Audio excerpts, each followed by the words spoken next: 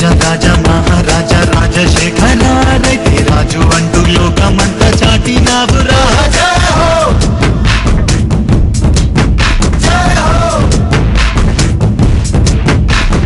రాజా రాజా మహారాజా రాజశేఖర ఈ రాష్ట్రమంతా ఆనందాన్ని నింపినావు రాజా.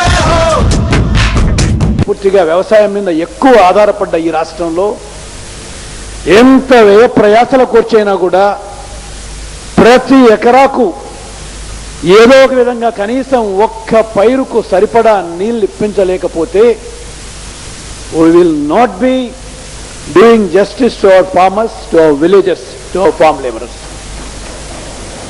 అధ్యక్ష, నేను ఇదే హౌస్లో 78వ సంవత్సరంలో పుచ్చలపల్లి సుందరయ్య గారు చెప్పిన మాటలు విన్నా. ఆ రోజు నుంచి ఈ రోజు వరకు కూడా మనం మాటలైతే మాట్లాడుకుంటూనే ఉన్నాం. సుందరయ్య గారు అన్నారు ఆ రోజున ప్రతి వ్యవసాయ భూమికి కనీసం ప్రతి ఎకరాకు కనీసం ఒక్క పైరుకైనా నీళ్ళు ఇప్పించవలసిన అవసరం ఉంది. ఇందుకోసమే ఎంత డబ్బు ఖర్చు అయినా కూడా ఇబ్బంది పడకూడదు, ప్రభుత్వం ఖర్చు పెట్టాలి అని చెప్పన్నారు అధ్యక్ష.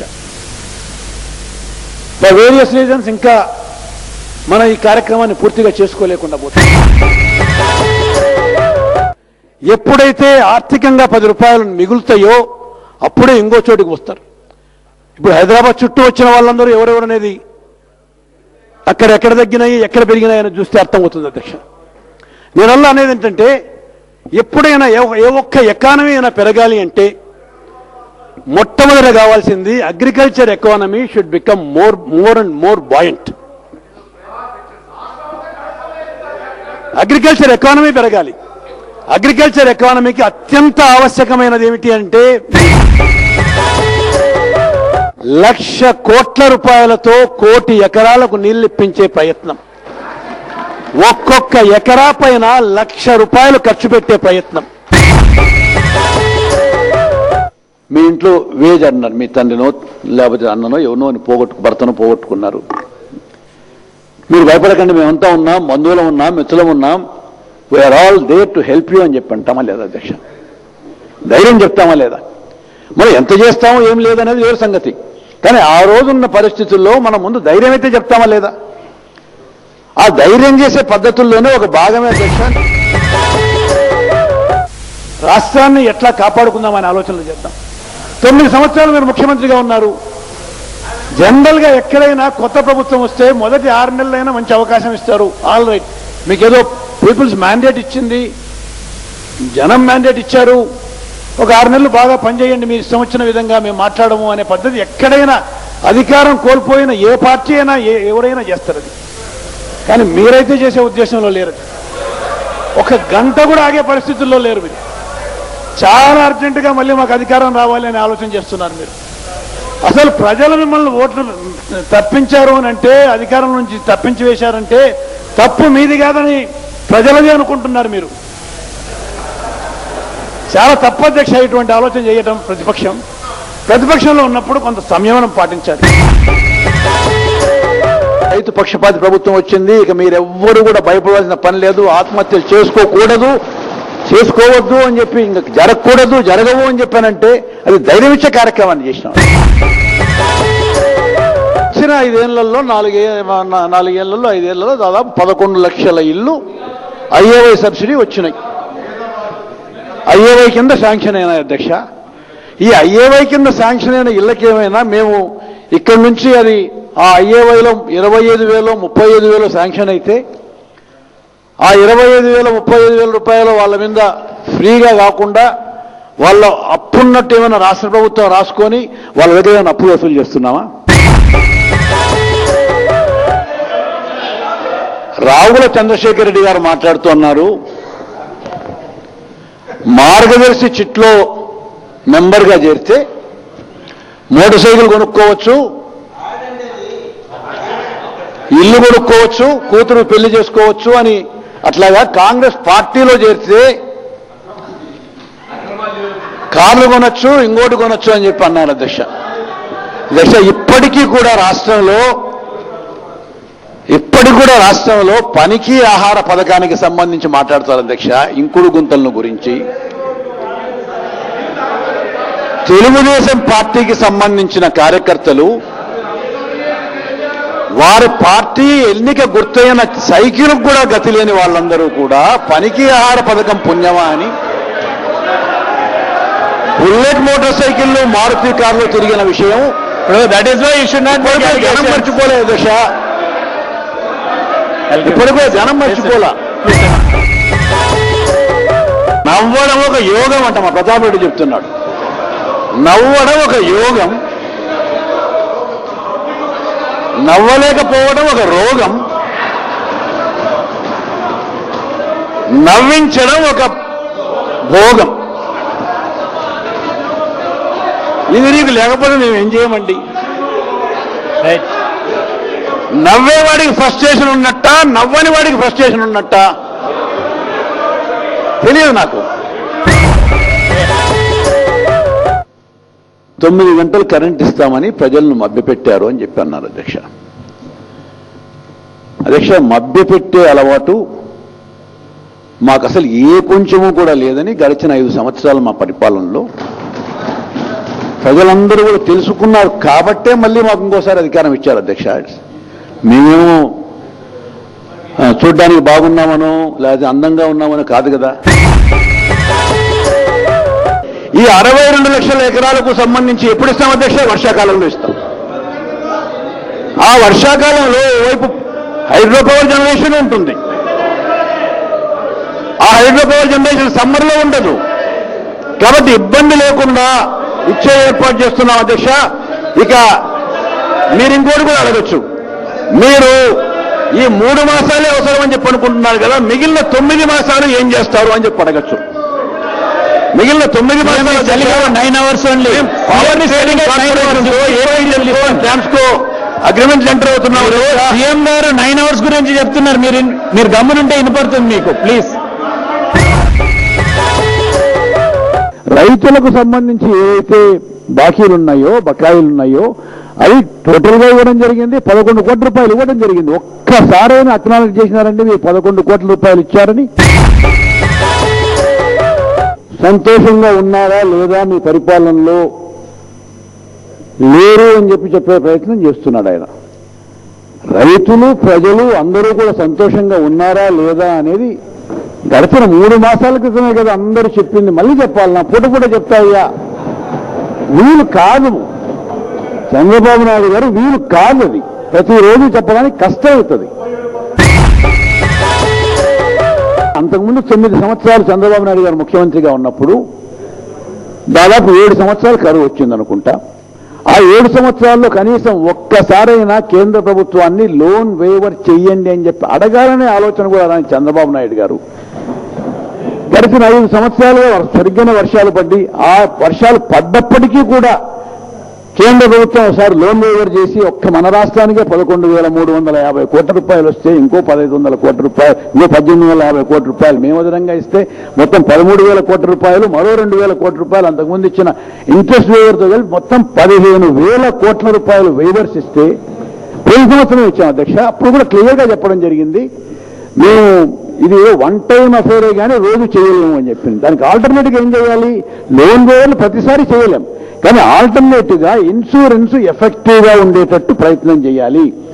ఏ ఒక్క రైతుకైనా కూడా క్రాప్ అంటూ పోతే దానిపైన ఇన్సూరెన్స్ వచ్చేటట్టు ఏర్పాటు చేసుకోవాలి. ఒకవేళ ఆల్టర్నేట్ క్రాప్స్ వేయాల్సిన అవసరం వస్తే దానికి సంబంధించిన సీడ్ సబ్సిడీను, దానికి సంబంధించిన ఇన్పుట్ సబ్సిడీను ఇచ్చి రైతును నిలబెట్టేటట్టు ఏర్పాటు చేసుకోవాలి. ఇవన్నీ చేస్తున్నాం అధ్యక్ష. ఇవాళ అన్ని చోట్ల జరుగుతున్న అధ్యక్ష 62 లక్షల ఎకరాలకు లిఫ్ట్లు ఏ విధమైన ఇబ్బంది లేకుండా, లోకల్ రెసిడెన్స్ లేకుండా, ప్రతిపక్షాలకు సంబంధించిన ఏ ఒక్కరు మాట్లాడకుండా జరిగిపోతున్నాయి అధ్యక్ష. కేవలం జయప్రకాష్ నారాయణ గారు అన్నట్టు ఓట్ల వేట కోసం కానే కాదు, there was a genuine justification in giving free power అని చెప్పి అనుకున్నాం కాబట్టి చేశాం అధ్యక్ష. రైతాంగానికి మేలు చేసే కార్యక్రమంలో ఉన్నాం అధ్యక్ష. We have got all the contingency plans ready. Food forward కార్యక్రమం మొదలుపెట్టడం జరిగింది. మంచినీటికి సంబంధించిన సమస్య, ఎక్కడ సమస్య వచ్చినా కూడా at any cost money should not be a problem. ఎంత అవసరమైనా కూడా డబ్బు అంత ఖర్చు పెట్టి మంచినీటికి సంబంధించి నా అక్కలు చెల్లెళ్ళు మైళ్ళ దూరం నడిచిపోకుండా ఉండేట్టు చూడవలసిన పవిత్రమైన కర్తవ్యం మాదని తప్పనిసరిగా చేస్తాం అధ్యక్ష. పొలాల అరుణ గారు తలకాయ ఇట్లా తిప్పినా కూడా తప్పనిసరిగా చేస్తాం మేము. అధ్యక్ష, బోర్డర్కు సంబంధించిన కంటింజెన్సీ ప్లాన్లు రెడీగా ఉన్నాం. సీడ్ సప్లై కూడా అవసరమైన మేరకు కంటింజెన్సీ ప్లాన్లు రెడీగా ఉన్నాం. అధ్యక్ష, పోయిన ఈ ఖరీఫ్లో ఒకసారి వేసుకున్న పంట ఎండిపోతే ఆ ఎండిపోయిన ప్రాంతంలో మళ్ళీ పంట వేసుకోవడానికి విత్తనం పూర్తిగా ఉచితంగా ఇచ్చే కార్యక్రమం కూడా చేస్తున్నాం అధ్యక్ష. This is a government belongs to the farmers, belongs to the rural people, belongs to the farm laborers. You behave like a constructive opposition, as a responsible opposition. We are here. 100% ఈ రాష్ట్ర ప్రభుత్వం కరువులో ఉన్న తీవ్రమైన ఇబ్బందుల్లో ఉన్న ప్రజానీకాన్ని, రైతాంగాన్ని, రైతు కూలీలను, గ్రామాల్లో చేతి పనివృత్తి వారులను ప్రతి ఒక్కరిని ఆదుకోవడానికి ప్రత్యేకమైన కార్యక్రమాలు ప్రతి విషయంలోనూ నిద్రపోకుండా చేస్తాం అధ్యక్ష. ఇందులో ఏమాత్రం తేడా ఉండదు. చిత్తశుద్ధితో చేస్తాం అధ్యక్ష. ఇందులో ఏమాత్రం తేడా ఉండదు. తప్పనిసరిగా మేము చేసే ప్రయత్నాన్ని ఓకే మాకు విశ్వసనీయత బాగా ఉంది అని చెప్పండి. నేను అసలు ఈ ఎక్స్ప్లెనేషన్ చెప్పాను. జనార్దన్ రెడ్డి గారు, మా విశ్వసనీయత మీరు ప్రశ్నించడం లేదు, మా విశ్వసనీయత బాగుంది అని చెప్పండి. నేను అసలు ఇవన్నీ ఏం చెప్పను. మా విశ్వసనీయతను మీరు ప్రశ్నించినప్పుడు మా విశ్వసనీయత ఉంది అని చెప్పుకోవాలన్నా లేదా?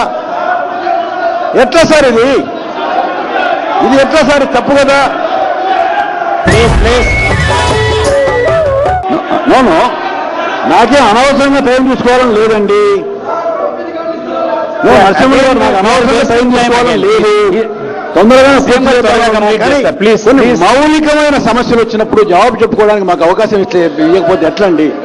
మాకు ప్రజలు ఓట్లు వేశారు, మీకంటే ఎక్కువ ఓట్లు వేశారు, గవర్నమెంట్కి తీసుకొచ్చారు.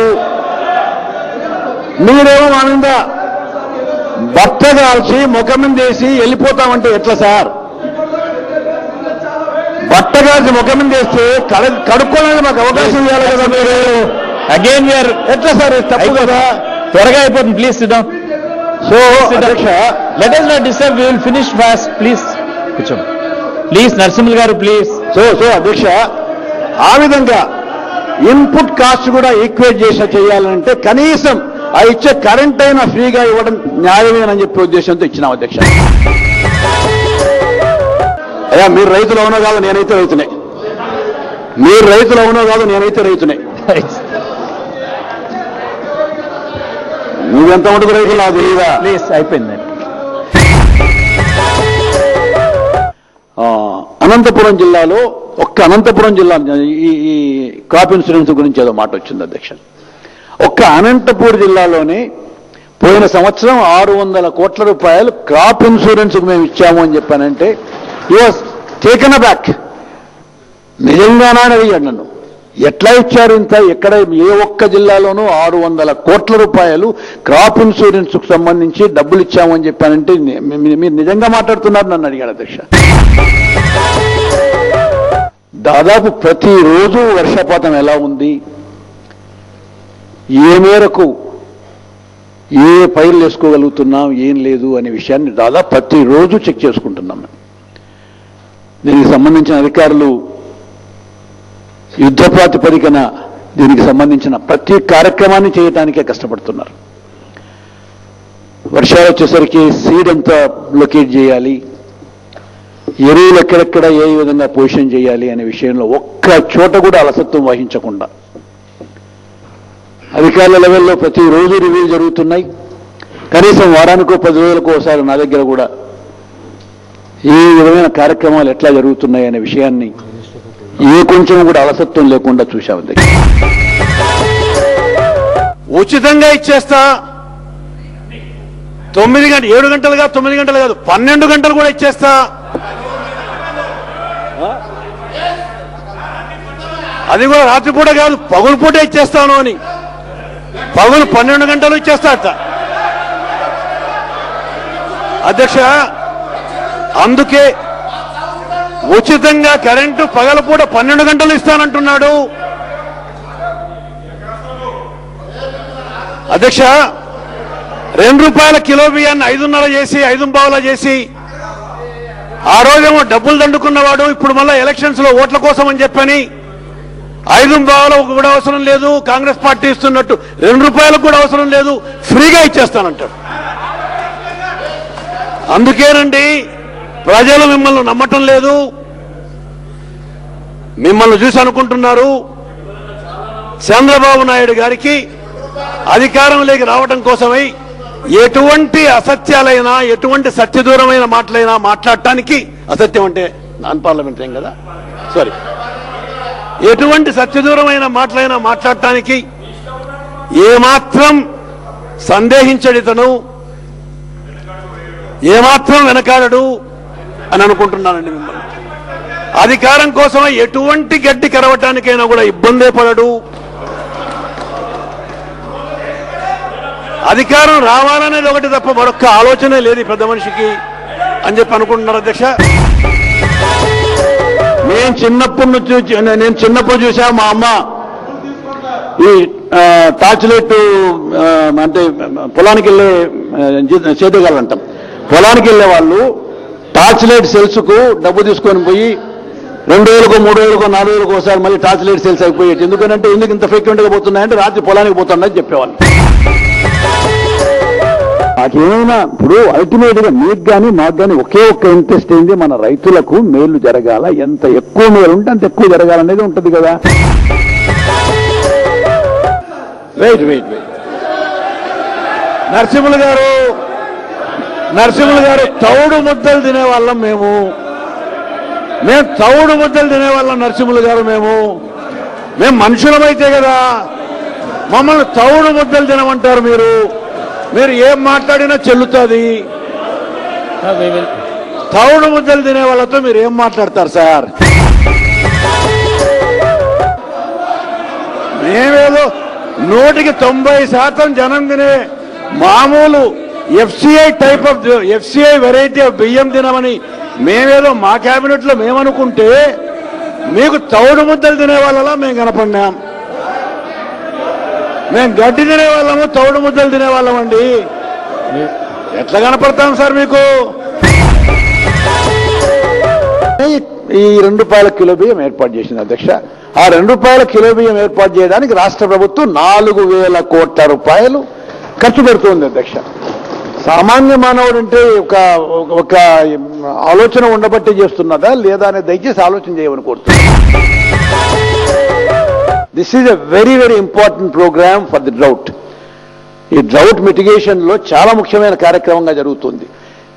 ఇది చాలా పేదవాడికి చెందాల్సిన డబ్బు. ఇది పేదవాడికి ఆకలిని తీర్చే ప్రోగ్రాం ఇది. ఇవాళ ఏ ఒక్కరూ కూడా ఇంత కరువు వచ్చినా కూడా కావలసినంత ఎంప్లాయ్మెంట్ పొందేటట్టు 2 పూట్ల కాదు అధ్యక్ష, 3 పూట్ల పూర్తిగా కడుపు నిండా భోంచేసేటట్టు, ఏ ఒక్కరు గింజి లాంటి తాగాల్సిన అవసరం లేకుండా ఉండేటట్టు ఈ రాష్ట్రంలో సామాన్య ప్రజలకు పూర్తిగా ఉపయోగపడాలని మాకు తెలుసు అధ్యక్ష. కరెంటును గురించి ఎంత కష్టపడ్డాము, కరెంటును గురించి అధికమైన ధరలు కట్టలేము అని ఆ రోజున రాష్ట్రంలో మొత్తం కాంగ్రెస్ పక్షానికి సంబంధించిన అందరం శాసనసభ్యులము, మాతో పాటు కమ్యూనిస్ట్ పార్టీకి సంబంధించిన శాసనసభ్యులు కూడా మేమందరము కూడా ఆ రోజున నిరాహార దీక్షలు చేశాం అధ్యక్ష. 11 రోజులు నిరాహార దీక్ష చేశాం. 11 రోజులు నిరాహార దీక్ష చేశాం అధ్యక్ష. ఆ 11వ రోజున ముఖ్యమంత్రి గారిని, ఆ రోజున్న ముఖ్యమంత్రి గారిని నేరుగా అడగటం కోసమై, కరెంటు ధరలను తగ్గించండి అని చెప్పి అడగటం కోసమై పార్టీలకు సంబంధించిన కమ్యూనిస్ట్ కాంగ్రెస్ పార్టీలకు సంబంధించిన కార్యకర్తలు, కరెంటు ధరలు పెరిగితే భరించలేని ప్రజలు ఇక్కడికి వచ్చి సెక్రటరీ దగ్గరికి వచ్చి లేకపోతే అసెంబ్లీ దగ్గరికి వచ్చి ముఖ్యమంత్రి గారిని అడగాలనే ప్రయత్నం చేస్తే ఆ రోజున్న ప్రభుత్వం పిట్టలను కాల్చిన విషయాన్ని మేమెవరూ మర్చిపోలేం అధ్యక్ష. రాజా రాజా మహారాజా రాజశేఖర రెడ్డి రాజు అంటూ లోకమంతా చాటినావు రాజా.